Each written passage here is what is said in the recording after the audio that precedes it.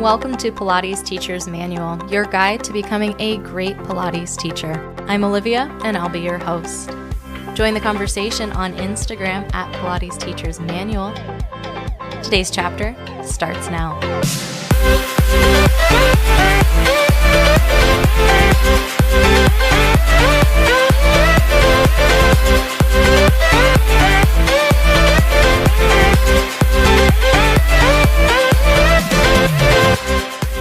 This is the first half of my two-part conversation with Sarah Dami. Part 2 is also available, so be sure to check it out once you finish part 1.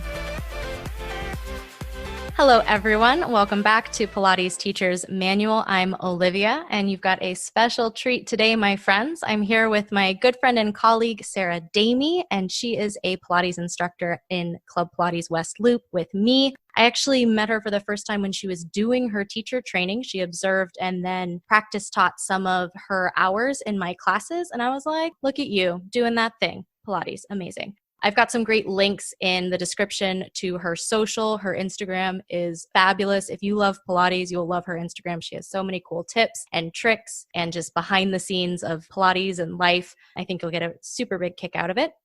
But I'm going to turn it over to Sarah, and she'll tell you a little bit about herself and also how she found Pilates. So hi, Sarah. What's happening? Hey, Olivia. Thank you for having me.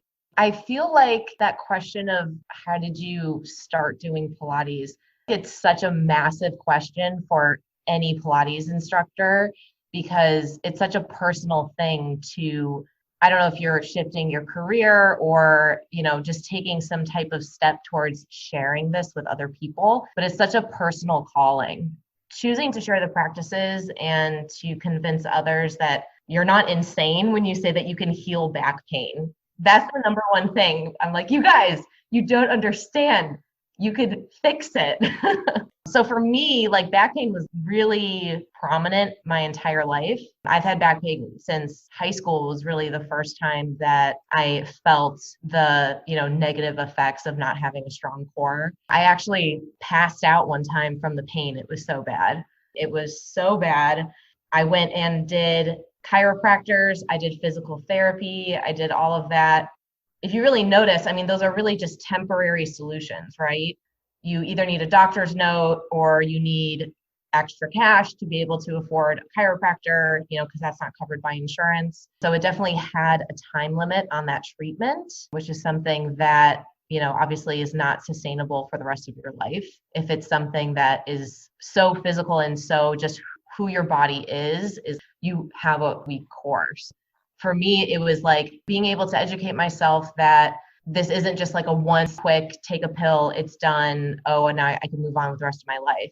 I actually experienced back pain throughout my entire life, starting with high school. Then it hit again in college. I was in physical therapy. And then I started in the workforce where you're sitting at a desk 8 hours a day, what have you. And I was living that desk life, that 9 to 5 desk life. My old job, the one before Pilates, the one that was the final nail in the coffin, no offense to my old companies, but in order to survive sitting at that desk, I had a lumbar pillow, I had a standing desk, and I had a heating pad that was draped over the back of my chair. It was horrible. Yeah. The final thing that really got it was in December 2018, I was just kind of casually laying on the couch watching TV, just draped over like French girl style, I was home alone. My fiance was out of town, now husband, on a work trip. And when I got up from the couch, I felt this massive pain in my left shoulder. And it just kept getting worse as time went by throughout the night. I actually had to call a friend who was a nurse to help peel me off the floor. I couldn't move. I was like FaceTiming my husband crying, laying on the floor. It was a really bad experience. She finally was able to get me up and in bed, but then I ended up waking up at 3 a.m. and I just knew I needed to go to the ER. So I called an Uber, 3 a.m, took myself to the hospital. What happened? Can I ask? It was a back spasm. Yeah, it was a really bad back spasm. And the doctor actually wrote me a script for physical therapy that actually ended up being 9 months. I was in physical therapy for 9 months after that, had a second back spasm a couple months after I started physical therapy. That's so unsustainable as a life. It was ridiculous. I was going 2 times a week for, I want to say, about the first 4 or 5 months. And then, spoilers, I started doing Pilates and ended up being able to reduce it down to once a week and eventually once a month. So, That's awesome. spoilers, Pilates was the answer. Yes. And there's just so many things that you can do in Pilates that you can't do in a chiropractor's office or in physical therapy. I think that there are great chiropractors and there are not great chiropractors, and there are great PTs and not great PTs. But what it kind of boils down to is it's like you have one problem and then there's kind of this laser focus. I'm like, oh, well, you can't bend your knee. So I'm going to show you how you can bend your knee again instead of addressing you, the whole you. Yes, I think that's a great point because I feel like physical therapists, they have their set regimen of certain exercises that they know are going to help and they're super helpful. But being able to take a step back and look at the whole picture, that doesn't necessarily happen in those types of environment. It's more like, what's your symptom? How can we fix it? Right. And especially because PT is covered by insurance in a lot of cases. There was another teacher who was at Club Pilates West Loop who was actually training to be a physical therapist. And she said that sometimes someone would come in and you'd have 10 minutes before you had to like have a plan for them. And so if someone says back pain, you're like, oh, these are the back pain exercises, just because it has its own structure, the medical world and insurance world. So tell me more about this introduction to Pilates. I was in physical therapy and I started to notice that the exercises that were progressing my healing the most were Pilates based. My sister lives in New York City and she actually told me about Pilates first. So being the typical New Yorker she is, they're always on the hot trends of things. She's like, wait, what exercises are you doing for physical therapy? And I'm like, well, we're doing this thing where I like squeeze my shoulders together and I press my hands back. And she's like, a chest expansion, that's a Pilates move. And I'm like, wait, what? Tell me about this Pilates thing. Like, what is it? And she's like, oh my God, you have to look it up online. It's so amazing, blah, blah, blah. And she starts telling me all about the principles and who Joseph Pilates was and all this stuff. And she's like the best marketing person ever for Pilates because she had me sold. What I ended up doing was going back to my physical therapy, started noticing which exercises were progressing me the fastest. And it was those exercises that, I started to notice were online and that were this Pilates thing. I decided to invest in a one-on-one session with an instructor, Googled Pilates Chicago. Lo and behold, there's this whole world. And there was a studio down the street from me, 2 blocks away, called Pure Pilates. Ended up booking a private session there.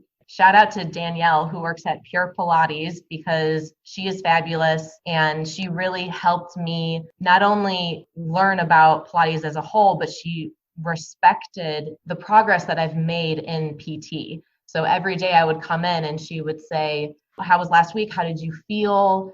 What did your PT say about this? So it was kind of this partnership between PT and Pilates that was really nice. This, for me, who I was like in all this pain, I didn't know what was going on with my body. I've never really studied anatomy outside of high school. And it started to kind of spark this interest of, well, hold on a second. If we do this, this, and this, and I feel this as a result, why is that? And I started to get more of a personal interest in it rather than I just want to feel better. Something that Pilates does, again, because Pilates teachers aren't physical therapists, aren't doctors, aren't chiropractors, is that they can work with those professionals and also kind of fill in the gaps and make it a little bit more personalized. Also, because there's not really a time limit on doing Pilates. It's not like you have 8 sessions and then your insurance runs out. It's like you can do Pilates classes for the rest of your life. I hope you do, and you keep progressing and you keep feeling better. That was one of the things that for me, I was looking for life beyond PT because I knew, first of all, I loved the practice. It was super fun. I used to dance when I was little. So it kind of sparked this choreography, mind body control thing that I've really missed in my adult life. And at the same time, it's giving me these great health benefits. So I'm like, I want to continue doing this. And that's how I ended up at Club Pilates, because I was researching group classes. The group classes are affordable, but you still are able to learn stuff in the sessions. And that's what I wanted to do. I wanted to keep learning and learning and learning. So I'm seeing all of these, not red flags, like green flags, that you're already a fantastic candidate for becoming a teacher, because that sense of agency, that like connection to the movement and that curiosity, how does my body do that? Why does my body do that? Those are all green flags. Like, you need to be a teacher because that's what it's about. It honestly was a perfect storm. Right at the heart of it, I got an email, a marketing email from Club Pilates that said, now looking for instructors for this teacher training program. And I read this email and I had a little flutter in my heart. I'm like, wait, what? I could do this? Great marketing. Great job. I opened that email and talked to the manager at Club Pilates, Kelly, and she was like, you would be absolutely perfect. And I was like, I know you're probably just saying that to sell it, but I totally believe you. Signed up for it right then and there. Oh my gosh, I just remembered. I had this moment where I was walking to work. So like I said, I had this 9-to-5 desk job, and I had this moment. I was walking down the sidewalk, going to work in the morning, coffee in hand, and I had this internal struggle, this battle between myself of, I've been working on this career my entire 20s. I've invested so much time and energy into this one career path, networking and all of that. But then I have this calling to help other people, to spread the amazingness and the amazing healing power that is Pilates. And I remember staring down at the sidewalk as I'm walking, and I verbally said out loud, just do it. You have to do it, Sarah. Shut up and just do it. Yes. It was like I finally allowed myself to give myself what I wanted. It's weird. Going through a career change, you're so invested in this one path, you almost guilt trip yourself to staying on that path. And this internal conversation I was having with myself, I allowed myself to, I don't want to say be happy, as like depressing as that sounds. I mean, I totally feel that. You can get caught up and you stop sort of asking questions. You just keep doing the next thing, the next thing, the next thing. And it's not like, do I feel fulfilled? It's like, well, I did this step and the next step is to do this. So A+ on you. I don't want to say snapping out of it, because you can have a very fulfilling life in marketing, but I'm so glad that you recognized that there was another world for you. It wasn't for me. I knew I wasn't feeling fulfilled. And like I said, it was the perfect storm. Everything kind of clicked together and it was the right time. It was it.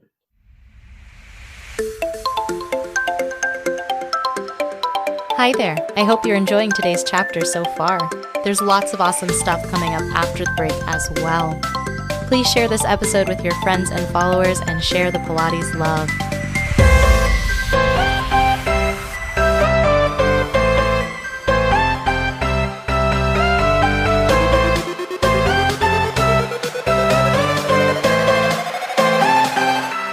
Now back to the show.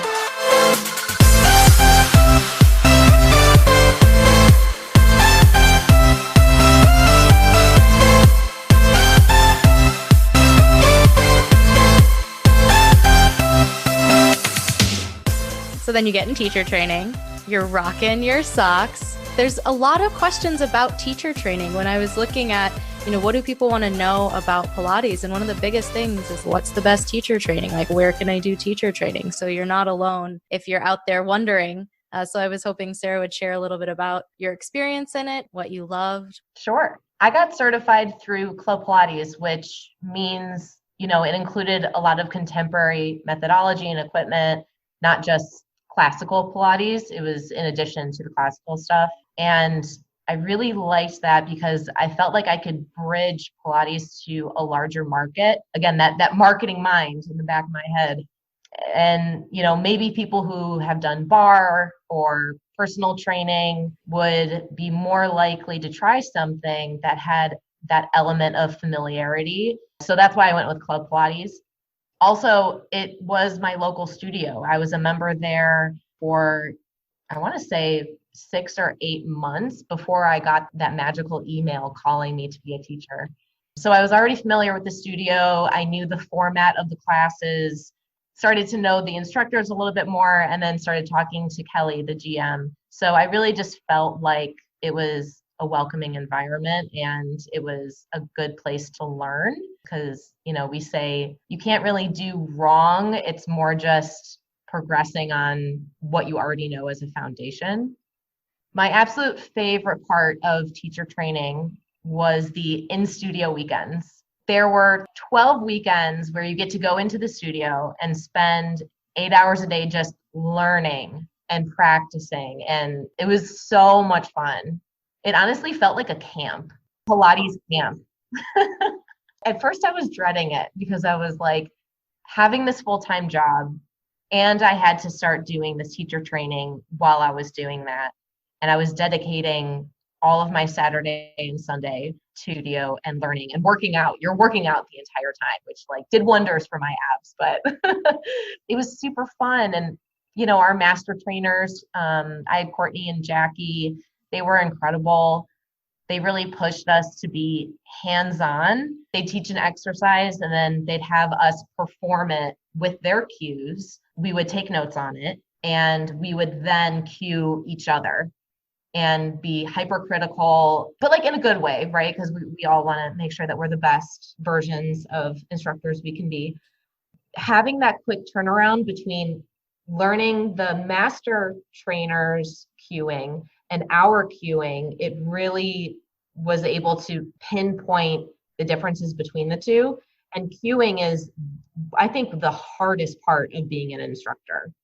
They spent so much time teaching us visualization of the words, different ways of saying it, because one person might hear one cue, but then another person might understand that a different way. So you kind of have to have all of these different cues in your back pocket to be like, if you're not able to squeeze your shoulders together or visualize that, pretend like you have a pencil between your shoulder blades and try to keep that pencil there. If the pencil doesn't work, maybe change it to $100 bill, and that might motivate them more.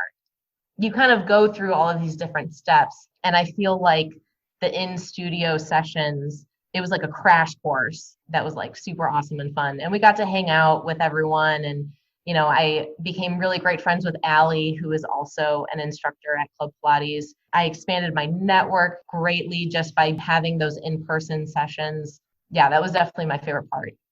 And it's so important, I think, in any teacher training program, whether you're going with Club Pilates or you're looking at another training program, just the fact that they get you teaching as soon as possible, because that can be a ripping the Band-Aid off moment where that is such a barrier to people, or you're nervous. You're like, what if I say the wrong thing or confuse right and left? And you're like, welcome to being a teacher. We do it all the time, but we recover. And that's what makes us great, So the fact that you get to practice that immediately, there's no oh, okay, I got to plan out how I say chest expansion. It's no, we're doing it right now. So you also get used to thinking on your feet, which is a huge part of being an instructor. I love having multiple ways to cue things. One thing that I say a lot is that there is no perfect cue, because if someone has their shoulders back and down, telling them to draw their shoulders back and down is not going to be the right cue for them. Being able to see what people are doing and when things are connecting and having something else to offer them. Cueing is one of those things where if I hear a good cue, I'll write it down. Even just regular conversations with instructors, take notes on my phone.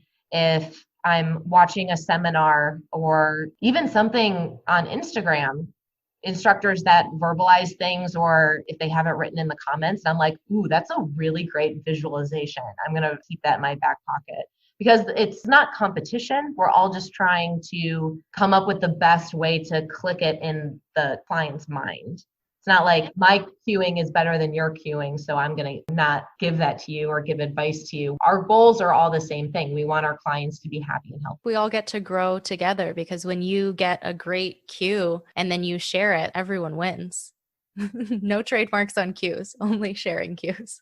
I'm always jealous. The weekend immersions, I did a teacher training that wasn't with Club Pilates, but was also contemporary. So we built on the classical choreography. And if you do teacher training outside of Club Pilates and then you want to teach at Club Pilates, they do a bridge training weekend or two where they get you caught up on sort of the Club Pilates method and philosophy and how they work through exercises. And that was one of my favorite things ever, that bridging where you just crash course everybody together. One of the days we did all of the different class formats of Club Pilates. Like we each got a different class. So someone was teaching suspend, someone was teaching control, someone's teaching flow 1.5, and then 2, and someone taught cardio. And we had to take everyone's class. And it was a sweat fest, but also so fun and important to be able to give feedback to the instructors so that they know. Because like you sometimes know when things land and when they don't, but when you're just getting started, you may not. You may think that nothing landed and really you have a lot of good stuff. And that's one of the things that I miss from the corporate world a little bit,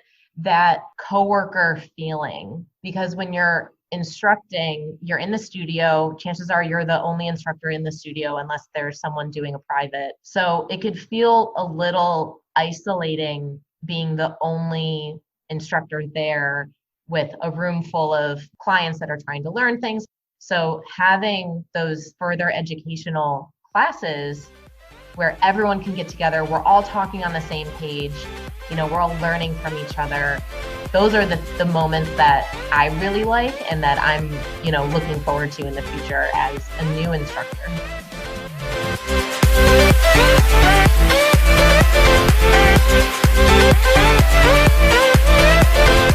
Thank you so much for joining me for today's chapter of Pilates Teacher's Manual, your guide to becoming a great Pilates teacher. If you loved today's episode, subscribe and leave a review. You can reach out to me on Instagram at Pilates Teacher's Manual or send me an email to pilatesteachersmanual@oliviabioni.com. The adventure continues. Until next time.